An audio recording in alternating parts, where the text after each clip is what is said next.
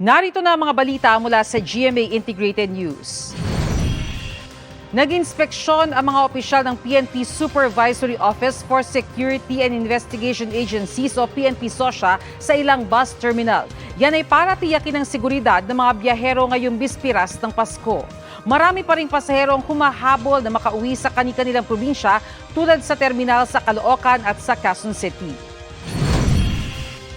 Narito naman ang iba pang balitang binabantayan ng GMA Integrated News. Hanging amihan magpapaulan sa ilang bahagi ng bansa. 6 na taong gulang na bata patay sa sunog sa Antipolo City. Philippine basketball legend na si Samboy Lim pumanaw na sa edad na 61.